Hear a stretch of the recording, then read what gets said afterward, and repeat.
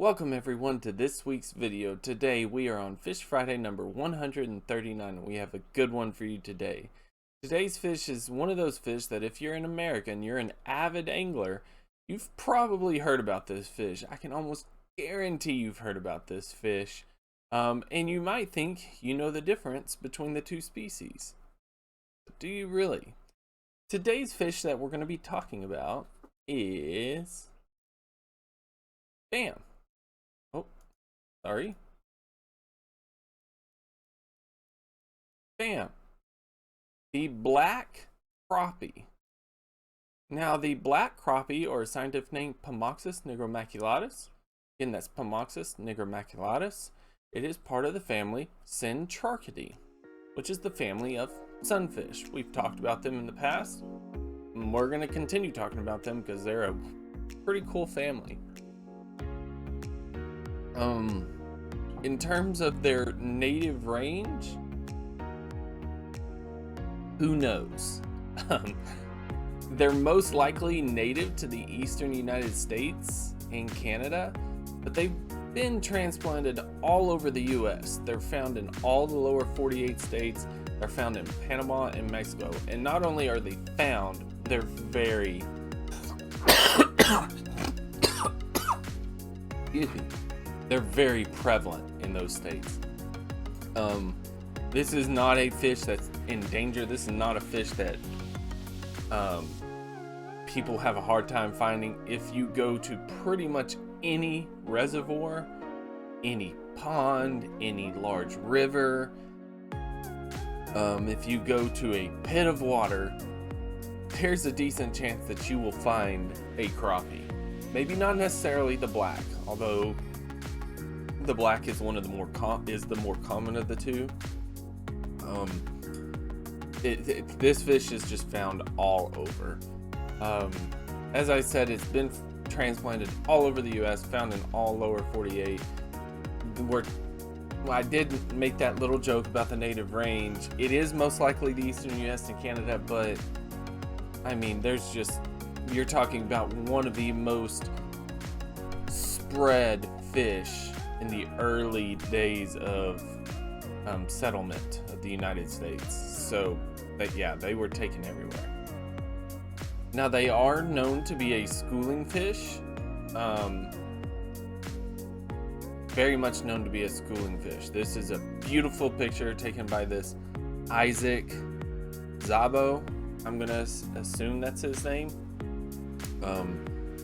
They are a really neat fish, and being a schooling fish, they're usually pretty good about survivability and reproduction.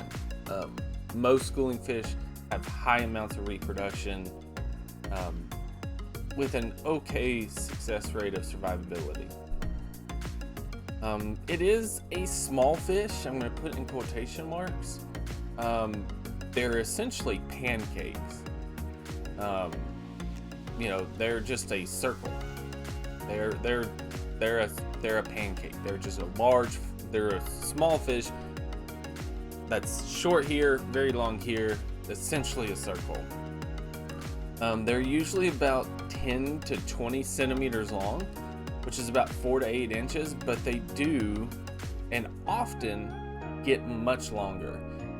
Texas fishing requirements, Texas fishing regulation have a minimum of length of 10 inches, which would be what was that? 25 centimeters, I believe. A minimum length of 10 inches is saying that you should get these, but still leave plenty in the reservoir. And yeah, it's not that hard to get a 10-inch crappie. So it's really surprised me that their average apparently was somewhere between 10 and 20 centimeters. But even the 10-inch one is not necessarily that big. The max length ever documented or ever published was 49 centimeters, which was 19.3 inches, which is astonishing. I physically cannot wrap my head around what that fish would have looked like. That is just a massive crappie. Absolutely humongous. And its weight was 2.7 kilograms, which is around 6 pounds. That is, like, I've sat here trying to process that size for quite a while last night when I was doing my research. And a crappie of that magnitude, like, I've seen some big crappie, what I thought was big crappie, and they were nowhere near that. I think my record in all my fishing and sampling efforts where I've caught large crappie was 14 inches, I believe. And that 19 incher would have just eaten that one. Not really, but it's just incredible. Like, I wish I could see that fish. But the current all tackle world records is 2.47 kilograms, which is about 5 pounds 7 ounces, which is still an incredibly respectable crappie. I mean, it is the world record. So chances are that that one was probably around 16 inches, 16 to 17 inches. Now, in terms of color, they're usually silver in color, and they are silver in color with these mottled black spots. Their modeling is relatively random. People would say that, oh, this, white crappie have more white than black, black crappie have more black than white. White crappie have rows of spots. That's better, but we're gonna really kind of dive into that. Black crappie also have these kind of black spots on the fins. A lot of white crappie do as well. They're, interestingly enough, they're called pomoxis. Pomoxis actually means a purple shark in Greek. So the reason why it has that is because you can kind of tell it here, but the opercle flap actually has a small spine right on the edge of the gill cover. I knew about that spine. I didn't know pomoxis meant a purple shark before I got this. So it's really cool. They can live for a decent amount of time. You're talking about 7 is your average age of fish. 15 years is the max age. That's actually a really, really good max age of a freshwater fish, especially a freshwater game fish. Usually they grow fast and they not turn. Now, it's obviously not Colorado squawfish, black buffalo, or any of these other that we've talked about their crazy age. But personally, I thought crappie were a 5-year species. They basically they breed, live, and die in those 5 years. But it actually goes significantly longer. Probably attributed to the fact that they are a pretty voracious predator. You can see here, fun fact also, should also mention, I found out that one of their nicknames is called paper lips because of their thin membranous tissue in between their jaw structures, which when you do catch them does have a habit to tear because of a hook grabbing onto it. You can see that tear here. So they're called paper lips. Kind of neat. But they are a voracious predator. Pretty much anything, think of like a bass, and we've talked about that in the past. All the centrarchids are usually pretty voracious predator. They're eating everything that they can get their mouth around. The crappie is no exception. It just has a slightly smaller mouth. But with that sloping forehead and that mouth, you can tell that the mouth actually heavily protrudes. And if we go back and you look at like pictures of crappie, you're going to see, the fact that their mouth can go pretty far out. That allows them to reach in and grab those um, really small nooks and crannies where these insects, that seems to be what they go after for a lot. Insects and minnows. I believe their primary food source, especially once they get to larger side, is going to be minnows, which we've talked about minnows in the past. Minnows are not baby fish. Minnows are a group of fish that just don't get large. They are small, but they are full grown. But because of their voracious appetite and a couple of other aspects of their nature, they are one of the most sought after fish for anglers in the Americas. And they're fun. Oh my God, they're so much fun to fish for. Because they attribute themselves to structure. All the waters that they're found on are little to no currents with structure. Wood, coarse woody habitat, vegetation, boulders, ledge drop-offs. They really associate with structure and with little to no current, meaning that you're talking about lakes and ponds. So what happens is a lot of people who are going for crappie fishing, they go out and they find some habitat. That's, they find a good sunken tree, a good patch of vegetation, some boulders that are farther down, a ledge drop off,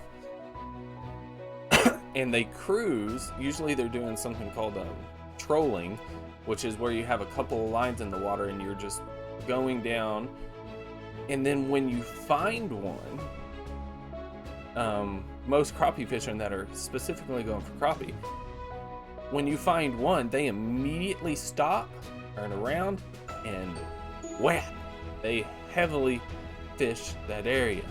And that is because of their schooling nature. If you catch one, more than likely you're going to catch a bunch of them, because these are very large schools. This isn't usually where you catch 4 or 5. This is where you may catch your entire limit, which in Texas, your bag limit is 25 individuals at 10 inches. So you can catch a lot of these really quickly. But kind of like the other side is, a lot of people fish for bass, largemouth bass. I personally, and a lot of people I know, do not like to eat largemouth bass. I do not think it tastes good. I think it's a very bad tasting fish. I love to fish for them, but I hate, I hate the taste of it. Crappie is a different story. Crappie are wonderful to eat. Oh my God, they're so delicious. It's kind of light, flaky flesh. There's a number of ways to cook them. One of their nicknames is the panfish. I was always told that that's because it looks like a pan, that it fits in a pan. Perfect. One fish fits in like a small skillet. That's why it's called a panfish. I don't think that's actually the case. I think it's called a panfish more because it resembles the shape of a pan. Handle here, skillet here. So I kind of like it fits in a pan to cook. One fish per pan sort of thing. But yes, it is very, very good fish to eat. And there's so many different ways to cook it. I prefer just small descaling, moving on. But now for the interesting fact that we're going to end the video on is, how do I tell black crappie from white crappie? And of course, keep in mind that we are looking at Google Images. And so they're going to be picking out the best. But like white crappie usually have their modeling arranged in these rows. But then you get this one. And they're still going to have their spots in their dorsal and fin. And you have here, dorsal. That's a white crappie. That's a white crappie. You have all these that people say they know the difference between white and black crappie. A lot of people actually don't. Now, recently the numbers have changed. Before, I just want to throw this out there. I hated this characteristic when I was younger, but that was because when I was trained on how to tell the difference between the two, the numbers were different. But now it seems to be almost guaranteed. The interesting fact is that the only true way to tell whether or not you have a black crappie in your hand or a white crappie in your hand, which this is not a white crappie, by the way. I just saw this picture right here. That's a yellow perch. Don't call that a crappie, please. That is a yellow perch. But the only true way to tell the difference between the two is that the black crappie has 7 or 8 spines in its dorsal fin, 7 or 8. The white crappie has 5 or 6. That is the only legitimate way that you can tell whether or not. Granted, if you see more rows, yes, it's more than like I'll give you the yes. It is more likely to be a white crappie if it has rows.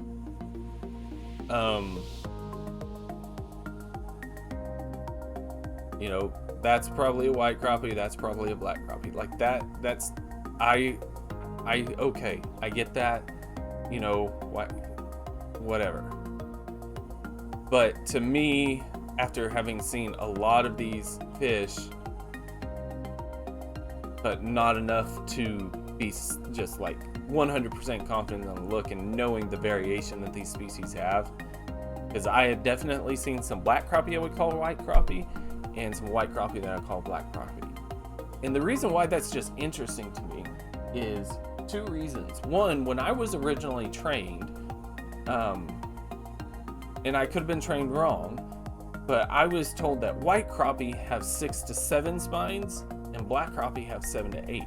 It wasn't 5 to 6 or 7 to 8. I was told 6, 7, 7, 8.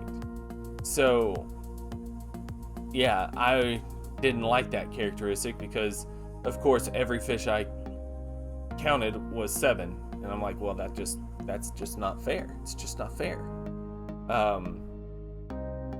But apparently it's 5 to 6 now. But the other reason why it's interesting to me is that a lot of people are so confident in their identification of crappie that I do know, at least in my personal experience, having fished in some fishing tournaments where people have caught crappie, immediately they say, oh, that's a white crappie. Oh, that's a black crappie. And I grab it, look at it, count. Nope, that is opposite of what they were saying. And they're like, no, look at this. And yet it's very, very evident in the spines. Yes, spines can break off, but you can at least tell where the sockets were and things like that. It is a 100% accurate. But it's interesting to me how many people will argue with that. But regardless, we move on. Thank you guys so much again. I really appreciate it. Hope to see you again. If I don't, please be safe.